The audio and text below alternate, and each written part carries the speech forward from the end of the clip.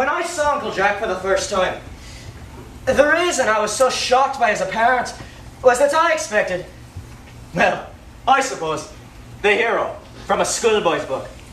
Once I had seen a photograph of him, radiant and splendid in his officer's uniform. It had fallen out of Aunt Kate's prayer book, and she snatched it from me before I could study it in detail. It was a picture taken in 1917, when he was a chaplain to the British forces in East Africa, and he looked magnificent. But Aunt Kate had been involved locally in the War of Independence, so Father Jack's brief career in the British Army was never referred to in that house. All the same, the wonderful Father Jack of that photo was the image of him that lodged in my mind. But if he was a hero to me, he was a hero and a saint to my mother and to my aunts. They pored over his occasional letters. They prayed every night for him and for his lepers and for the success of his mission. They scraped and saved for him sixpence here, shilling there, sacrifices they made willingly, joyously, so that they would have a little money to send to him at Christmas and for his birthday. And every so often, when a story would appear in the Donegal Inquirer about our own leper priest, as they called him, because Ballybeg was proud of him. The whole of Donegal was proud of him. It was only natural that our family would enjoy a small share of that fame.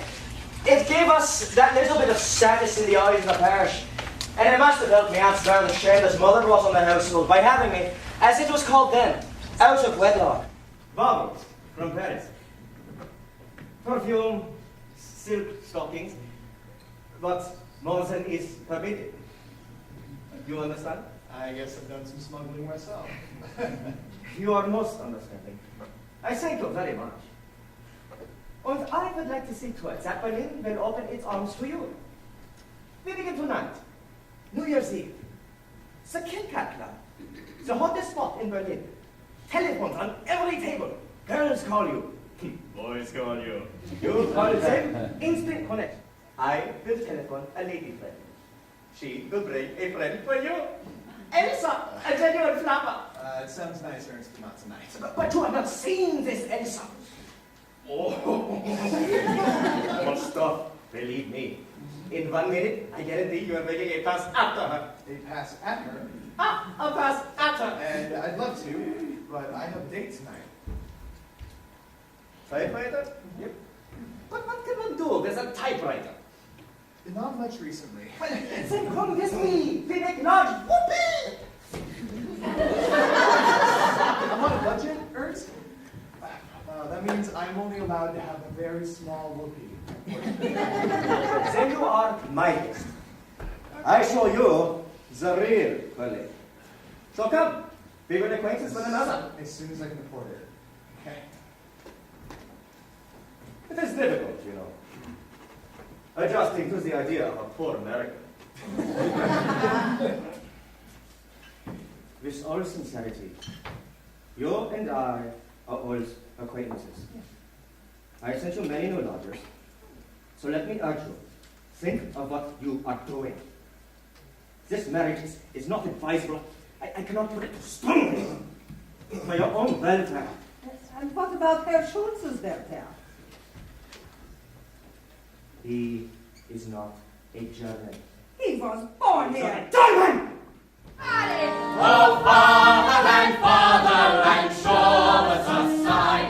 Your children have waited to see. The morning will come when the world is mine. Tomorrow belongs to me. Nay, then 'tis time to stir him from his trance. Pray awake, sir! If you love the maid, bend thoughts in which to achieve her. Thus it stands. Her eldest sister is so cursed and shrewd that till the father rids his hands of her, master, your love must live a maid at home. First. You will be schoolmaster and undertake the teaching of the maid. That's your device. It is, may it be done? Not possible. So had you need. In brief, sir, I am tied to be obedient, for so your father charged me at our parting. Be serviceable to my son, quoth he, although I think 'twas in another sense.